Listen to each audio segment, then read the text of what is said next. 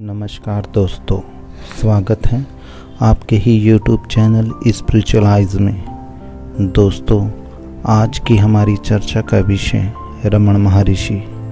रमण महर्षि से जब पूछा गया कि आत्म विश्लेषण कैसे किया जाए, अर्थात आत्मा की खोज कैसे की जाए, तब वह बोले, इससे पहले मनुष्य को कठिन आध्यात्मिक अनुशासन की ओर जोर जबरदस्ती से धकेला जाए, उसे इच्छा या अनुशासन न होने पर मजबूर किया जाए या कर्मकांड इत्यादि कार्यों में लगाया जाए, उसे स्वयं धीरे धीरे अंतर्मुखी होने का प्रयास करना चाहिए, ताकि उसे स्वयं की वास्तविक सत्ता का ज्ञान अर्थात अभ्यास होने लगे।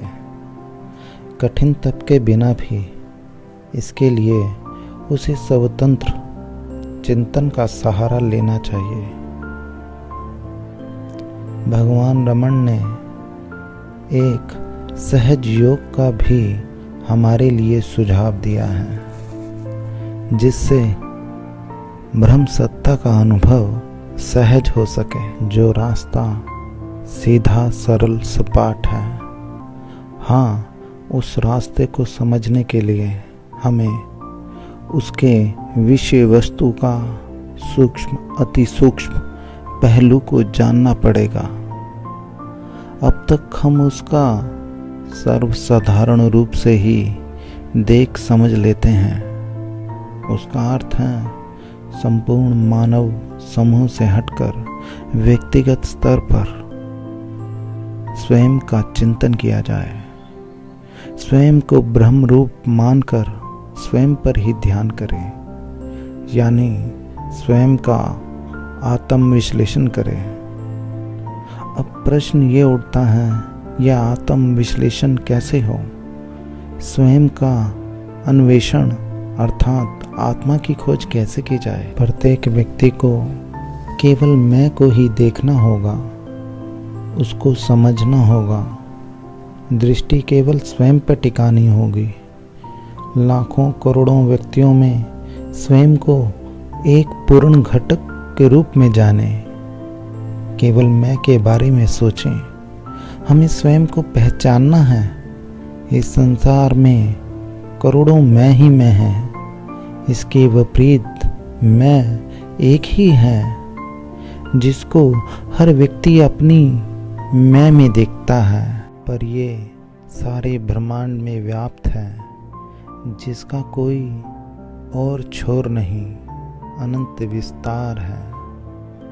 प्रत्येक व्यक्ति मैं कहता रहता है, पर आश्चर्य यह है कि अक्सर वह यह समझने का प्रयास नहीं करता कि उसका मैं क्या है, इसका क्या अर्थ है, यह वास्तविक स्वरूप क्या है।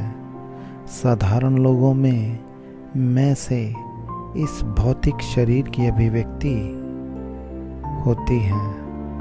मैं एक भौतिक शरीर ही हूँ, लेकिन गहन चिंतन करने पर हम इस निष्कर्ष पर निकलते हैं कि मैं शरीर नहीं है, क्योंकि शरीर तो परिवर्तनशील है, सदा बदलने वाला, सदा चलायमान। इसका अर्थ यह है कि शरीर को शरीर के रूप में देखा गया है, लेकिन इसे जानने की कोई विधि, कोई नियम नहीं। रमण बोले, अपनी होश अर्थात चेतना के बिना भी स्वयं को जानने की कोशिश करें। इसका सबसे अच्छा उदाहरण यह है, यदि कोई व्यक्ति अचानक आपका नाम पूछ ले, तो आपको अपना नाम सोच समझकर बताना नहीं पड़ता। अतः मुख से स्वयं अपने आप स्वतः निकल जाता है, क्योंकि वह जाने अनजाने में हमारे चित्त स्वभाव का हिस्सा बन चुका है। हर व्यक्ति यही बताता है, मेरे कपड़े हैं, मेरा घर है, मेरे माता पिता हैं, क्या किसी कभी ने ये कहा है कि मैं स्वयं कपड़ा हूँ, मैं स्वयं घर हूँ? मेरी बातों को बड़े ध्यान से सुनने के लिए आप सबका बहुत बहुत धन्यवाद। अगर आपको ये वीडियो अच्छी लगे तो आप इस चैनल को सब्सक्राइब और मेरी वीडियो को शेयर ज़रूर कीजिएगा। धन्यवाद।